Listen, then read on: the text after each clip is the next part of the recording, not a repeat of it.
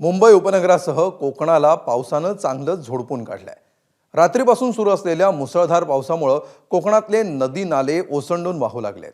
रत्नागिरी आणि सिंधुदुर्गामध्ये पावसानं घातलेल्या थैमानामुळे अर्जुना आणि कोदवली नद्यांना देखील पूर आलाय, तर जगबुडी नदीनं धोक्याची पातळी ओलांडली आहे। कोकणात सकाळपासून पावसानं थैमान घातल्यामुळे तिथे काय परिस्थिती झाली आहे पाहूया।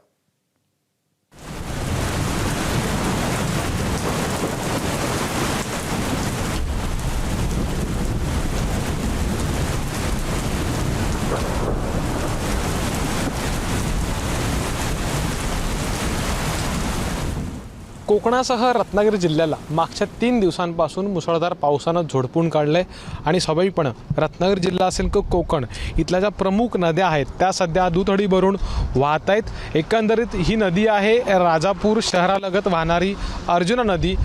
अगदी सह्याद्रीच्या दऱ्याखोऱ्यांमध्ये उगम पावणारी ही नदी मधल्या अनेक गावांमधून वाहते, शेकडो गावांमधून वाहते आणि त्यानंतर राजापूर शहराच्या इथून पुढे जाऊन ती अरबी समुद्राला मिळते। सध्या या नदीला देखील पूर आलेला आहे। नदीच्या पाणी पातळीमध्ये कमालीची वाढ झालेली आहे।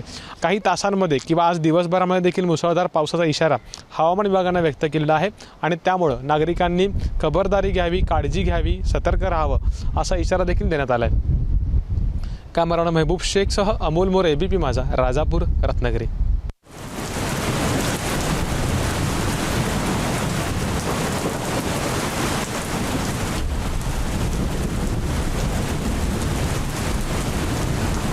कोकण किनारपट्टीवर सध्या समुद्राला उधाण आल्याचं चित्र पाहायला मिळत आहे। सध्या मालवण समुद्र किनारी आहे आणि या ठिकाणी जर आपण पाहिलं असेल तर 3 ते 3.5 फुटाच्या लाटा ज्या आहेत त्या किनाऱ्यावर धडकताना पाहायला मिळत आहे। एकंदरीत जर पाहिलं असेल तर सिंधुदुर्गात सध्या समुद्र खवळलेल्या स्थितीत पाहिला असून या ठिकाणी किनाऱ्यावर उंच लाटा ज्या आहेत त्या धडकताना पाहायला मिळत आहेत।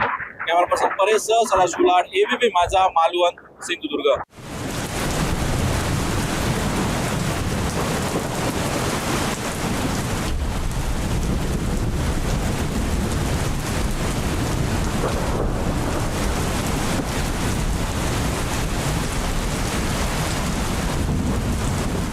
जिल्ह्याला आज मुसळधार पावसाचा हवामान विभागाकडून इशारा देण्यात आलेला आहे आणि त्यामुळे जिल्हा प्रशासन देखील आता सतर्क असल्याचं पाहायला मिळतंय। 2 दिवसांपूर्वी लागलेल्या पावसामुळे आता रायगड जिल्ह्यातल्या अनेक ज्या नद्या आहेत त्या प्रवाहित झालेल्या पाहायला मिळत आहेत। काळ नदी देखील दुथडी भरून वाहताना पाहायला मिळाली। आज कळमजे माणगाव तालुक्यातलीच मुंबई गोवा महामार्गाला लागून असलेली कळमजी नदी देखील आता दुथडी भरून वाहताना पाहायला मिळते। काल रात्रीपासून जर बघितलं तर पावसानं विश्रांती घेतली असली तरी 2 दिवसांपूर्वी लागलेल्या पावसामुळे आता जे ओढ्यांचं जे पाणी आहे ते नद्यांकडे वळलेलं पाहायला मिळते आणि त्यामुळे आता ह्या नद्या आहेत त्या प्रवाहित झालेल्या पाहायला मिळत आहेत। गणेश मापरळकर, एबीपी माझा, रायगड। एबीपी माझा, उघडा डोळे बघा नीट।